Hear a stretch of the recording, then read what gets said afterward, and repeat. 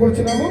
ఓ విఘ్నేశ్వర, ఓ విఘ్నేశ్వర, ఓ విఘ్న వినాయక, ఓ లంబోదర, ఓ ఏకదంత, మీ పూజా కార్యక్రమంలో గాని భజన కార్యక్రమంలో గాని మేము ప్రతి ఒక్కరము తెలిసి తెలియక తప్పు చేసినట్లయితే